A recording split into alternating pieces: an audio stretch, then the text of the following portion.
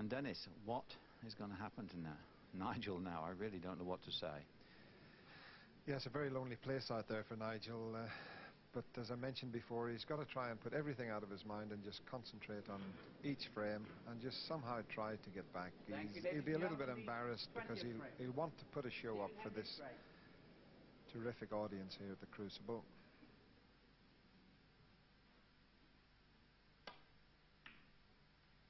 He just needs a sizable break just to get his confidence back, but it's not easy, Ray, against Stephen Hendry.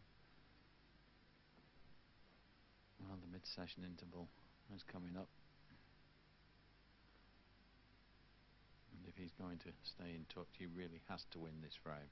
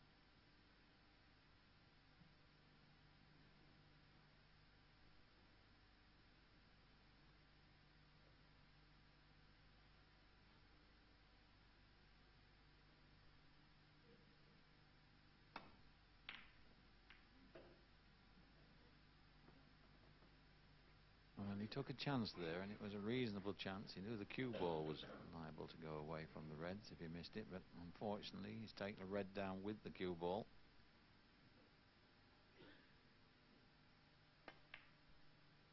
One.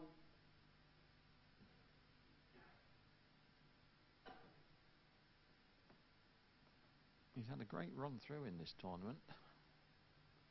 Stephen Lee in the first round, a young man who's very promising, but then Alan McManus, a tremendous match with his local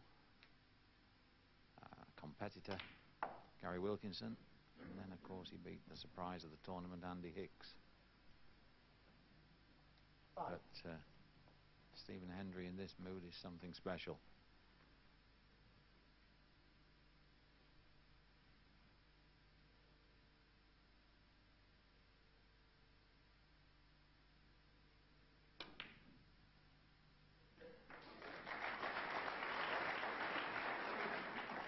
Six.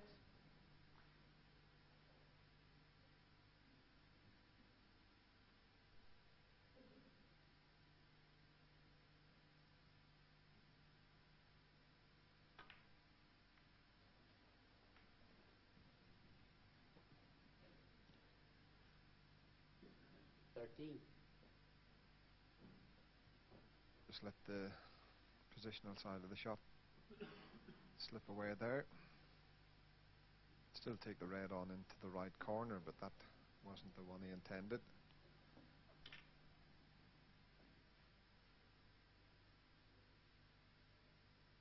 Blue's not available. As you can see, it's underneath Stephen's body there on the cushion. He doesn't like it, so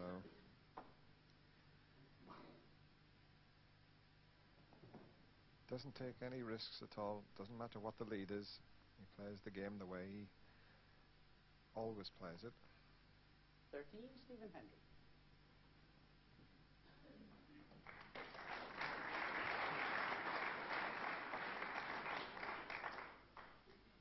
Yes, you might have considered that Stephen would have suffered a bit of a relapse after that wonderful 1-4-7 break, but it didn't last for long.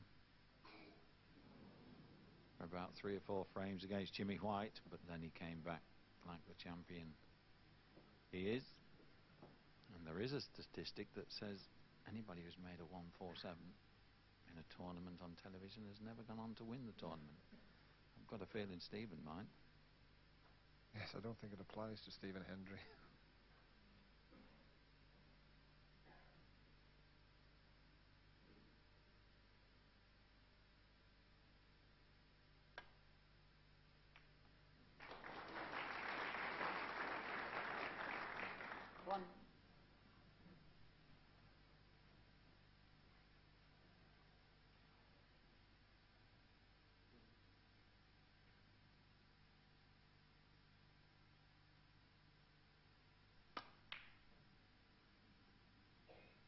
Well, missed the pot. One. He's got the positional side of it.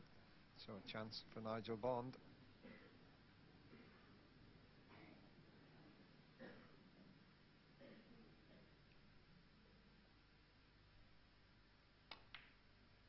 One.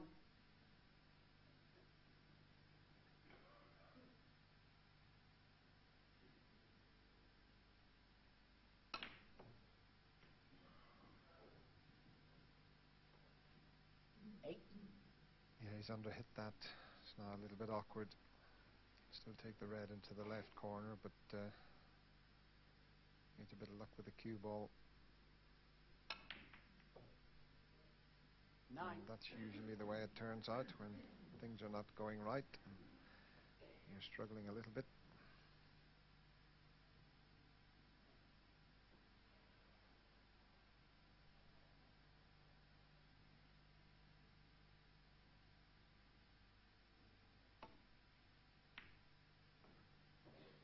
Nine. Nigel won.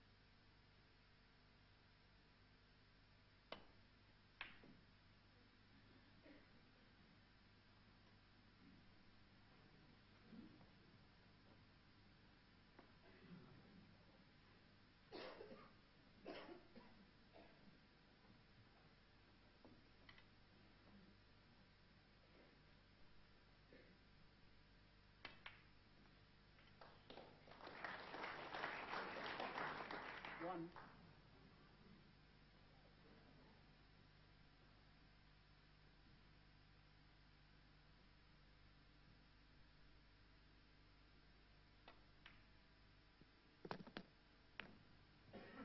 That's a good shot.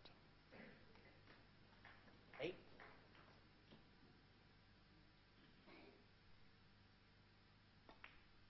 Nine.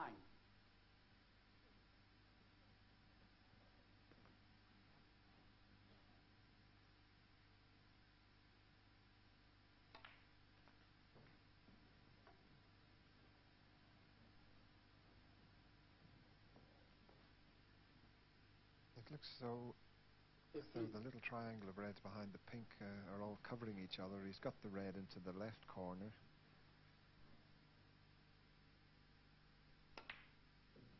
16. I might have a slight angle on the pink just to disturb them. As you can see, they're all just blocking each other. That's a good shot. 22. 23.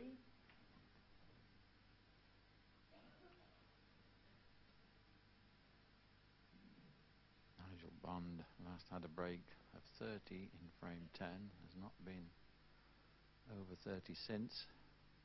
I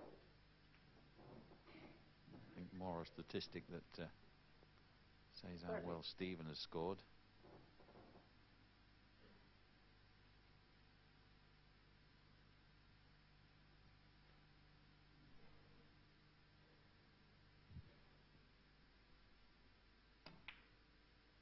Thirty-one.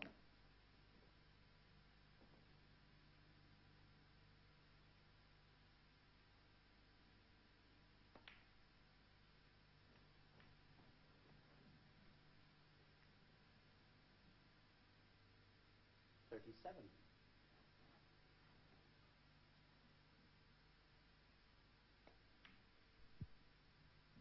38.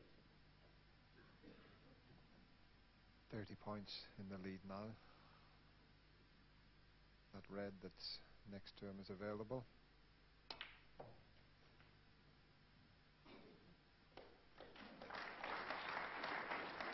$45. Beg your pardon, he was in fact 40 points ahead, not 30.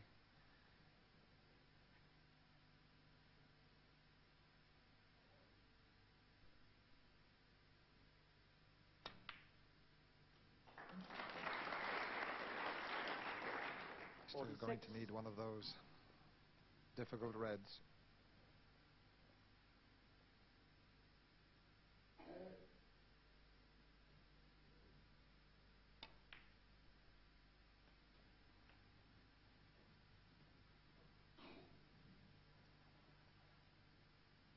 $52.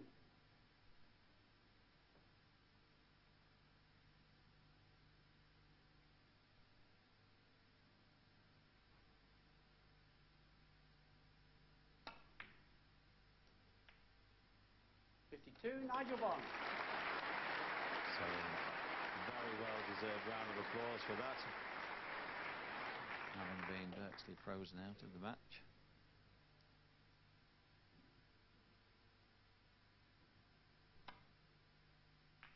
Last safety shot from Nigel put the black in an awkward position. And now then, this isn't the easiest red. He's fully 11 feet away on the cushion, virtually straight, but this is the red he needs to almost certainly win the frame. Great shot. 1.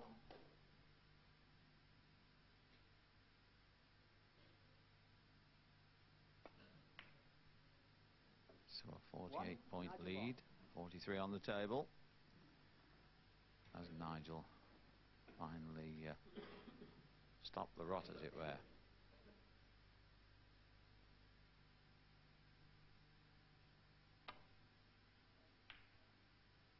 Bit surprised at his last shot that he brought the blue into play. He's made the blue and brown a big target to get the cue ball behind.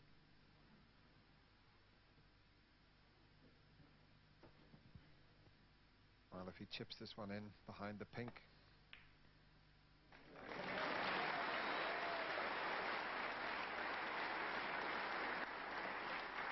I think the crowd enjoyed that more than Nigel did. 1, Nigel Bond. And the frame. Stephen concedes, so Nigel Bond goes to the mid-session interval. He'll enjoy his cup of tea a little more. He's still 8 frames behind, though, at 14-6.